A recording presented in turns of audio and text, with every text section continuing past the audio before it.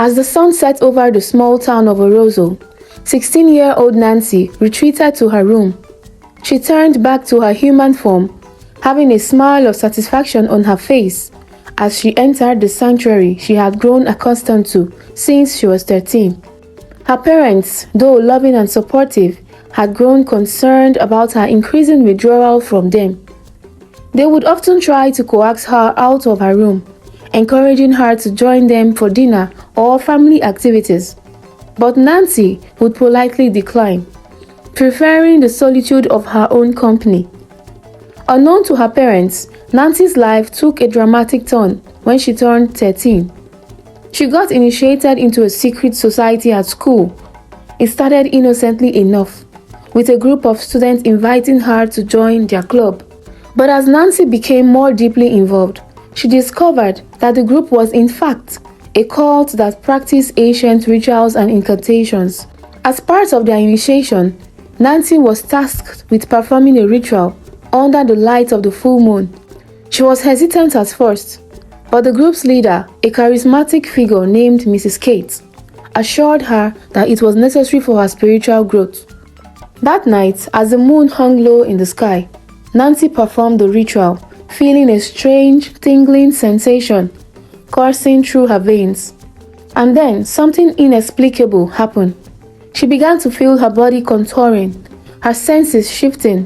When she looked down at her hands, she saw that they had transformed into paws.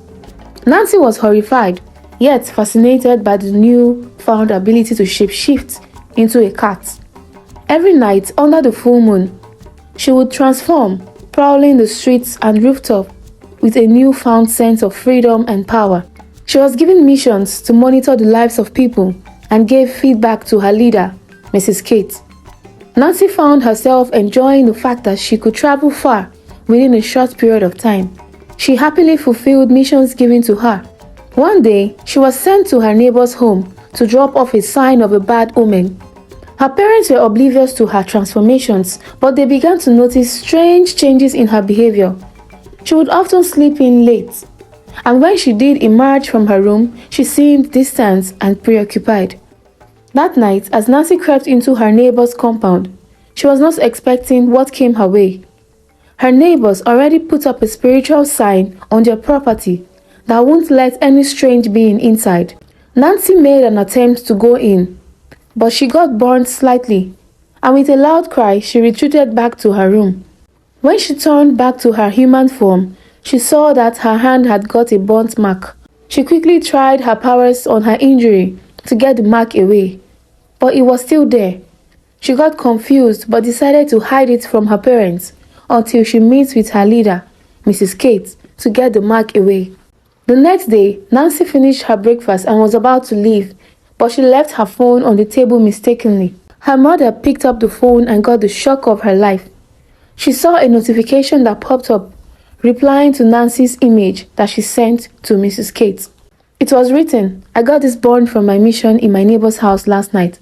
I tried what you taught me on them, but it still didn't leave. What can be done?" And Mrs. Kate's reply was, "I will meet you after school hours and a ritual will be done to cleanse you. Don't worry, my child. The mark will go away as if it was never there." Nancy's mother quickly called her husband, who was ready to leave for work. He was shocked to go through the messages too. He called his work and told them of an emergency, and they both drove down to Nancy's school. They asked the principal about a certain Mrs. Kate, and the principal called for her. Mrs. Kate was questioned and she denied everything until the messages were shown to her. She was shocked and tried to run away from the office, but she was caught by the guard. Nancy was also called in, and the truth was revealed that several other kids were involved in a secret cult. Mrs. Kate was forced to unlink the children to herself, but she refused. She suddenly said some incantations and disappeared into thin air. The entire school was shocked, except for the kids that were initiated. The kids were unable to disappear because they were not as strong as Mrs. Kate. They were locked up in cells separately, and the authorities and religious organizations got involved, and they started looking for ways to unlink the kids from Miss Kate. Every full moon, the kids all turned to cats, and it was a sad thing to behold by their families. Till now, a solution have not been found and no one have gotten a trace of Mrs. Kate. Hopefully, one day, the kids will be free from such situation and become normal again. Thankfully, they each got the support and love from families and friends who visited them in their well-secured cells. What do you think can be done to get these kids back to their normal self?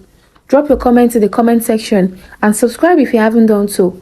Hope you enjoyed this story. See you in my next story.